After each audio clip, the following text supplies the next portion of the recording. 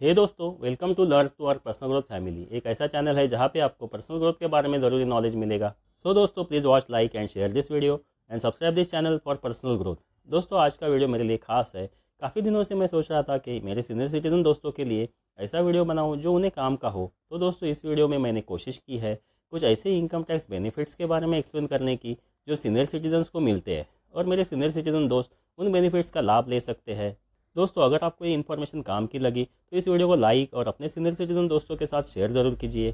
दोस्तों, अभी जो सीनियर सिटीजन्स हैं उन्होंने भी अपनी अर्निंग एज में इंडिया के तरक्की के लिए काफ़ी योगदान दिया हुआ है, फिर चाहे अर्निंग एज में उनकी इनकम कितनी भी हो, क्योंकि गवर्नमेंट हर इंडियन से इनडायरेक्ट टैक्स तो देती ही है और जिनकी इनकम अच्छी होती है वो तो इनडायरेक्ट टैक्स के साथ साथ डायरेक्ट टैक्स भी देते हैं और इन्हीं टैक्सेस की वजह से अपना इंडिया आज डेवलपमेंट के रास्ते पर है।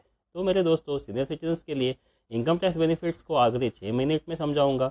उससे पहले मैं सभी सीनियर सिटीजन्स को धन्यवाद देता हूँ, क्योंकि आप लोगों ने आपके यंग एज में जो इंडिया के डेवलपमेंट के लिए कंट्रीब्यूशन दिया हुआ है, उसी की वजह से आज हम इस नए इंडिया को डेवलप होते देख रहे हैं।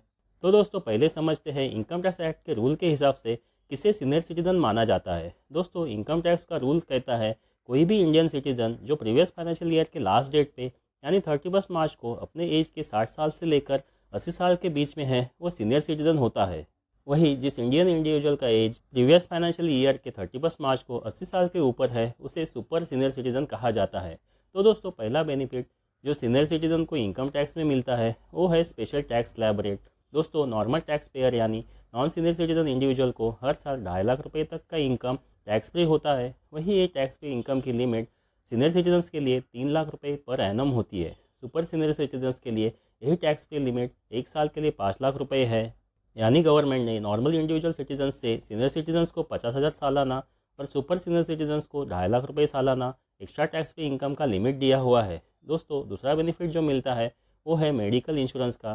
दोस्तों, ओल्ड एज लाइफ का ऐसा स्टेज है जहाँ पे हेल्थ अच्छा रखने के लिए इंसान के मेडिकल के खर्चे बढ़ जाते हैं। तो दोस्तों, यही चीज़ ध्यान में रखते हुए गवर्नमेंट ने सेक्शन 80D के अंडर इनकम टैक्स एक्ट में सीनियर सिटीजन्स को स्पेशल बेनिफिट दिया हुआ है। इस सेक्शन के अंडर सीनियर सिटीजन्स 50,000 रुपये तक के हेल्थ इंश्योरेंस प्रीमियम यानी मेडिक्लेम प्रीमियम का अपनी इनकम में से डिडक्शन करने का बेनिफिट ले सकते हैं। ये 50,000 रुपये का डिडक्शन मेरे सीनियर सिटीजन्स फ्रेंड्स अपने साल भर में हुए मेडिकल एक्सपेंसेस के लिए भी क्लेम कर सकते हैं।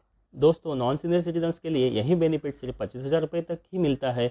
इसलिए मुझे लगता है कि सीनियर सिटीजन्स को एक्स्ट्रा बेनिफिट देके गवर्नमेंट ने थोड़ा सपोर्ट और थोड़ी हेल्प की है सीनियर सिटीजन्स की। दोस्तों, तीसरा बेनिफिट इंटरेस्ट इनकम से रिलेटेड है। दोस्तों, ज़्यादातर सीनियर सिटीजन्स का ज़्यादा करके इनकम पेंशन और उनके ज़िंदगी भर के सेविंग पे मिलने वाले इंटरेस्ट से होता है। इसलिए गवर्नमेंट ने इनकम टैक्स एक्ट में फाइनेंशियल ईयर 2018-19 से एक सेक्शन दिया हुआ है जिसे सेक्शन 80TT भी कहते हैं। इस सेक्शन का बेनिफिट सीनियर सिटीजन्स ले सकते हैं, क्योंकि सेक्शन 80TT के अंडर सीनियर सिटीजन्स अपने टोटल इनकम में से 1 साल के लिए 50,000 तक के इंटरेस्ट का डिडक्शन क्लेम कर सकते हैं। वही नॉन सीनियर सिटीजन्स के लिए ये सेक्शन एप्लीकेबल नहीं है। इस सेक्शन के बदले नॉन सीनियर सिटीजन्स को सेक्शन 80TTA के अंडर सिर्फ 10,000 रुपये तक के इंटरेस्ट इनकम का डिडक्शन मिलता है। दोस्तों, सीनियर सिटीजन्स सिर्फ सेक्शन 80TB का बेनिफिट ले सकते हैं, ना कि सेक्शन 80TTA का। दोस्तों, आप ये सेक्शन 80TB का 50,000 तक का डिडक्शन आपके bank saving account, bank deposit account और पोस्ट ऑफिस डिपॉजिट अकाउंट के इंटरेस्ट के लिए ले सकते हैं। दोस्तों, चौथा बेनिफिट है फिक्स डिपॉजिट इंटरेस्ट से रिलेटेड। दोस्तों, अगर आपका बैंक में फिक्स डिपॉजिट है और आपका फाइनेंशियल ईयर का total income exempted income limits के नीचे है, तो आप बैंक में 15H जमा कर सकते हैं, क्योंकि फॉर्म 15H जमा करने पर बैंक या पोस्ट ऑफिस आपका TDS नहीं काटेगा। और एक बेनिफिट है जो सीनियर सिटीजन्स को मिलता है, इसमें सेक्शन 194A का जो TDS है उसे सीनियर सिटीजन्स के लिए 50,000 रुपये तक की एग्जेम्पशन लिमिट दी हुई है। यानी अगर आप सीनियर सिटीजन हो और आपका एक फाइनेंशियल ईयर का एवरेज इंटरेस्ट 50,000 के अंदर है, तो आपका बैंक या पोस्ट ऑफिस TDS नहीं काटेगा। दोस्तों, पांचवा बेनिफिट है सेक्शन 80DB का।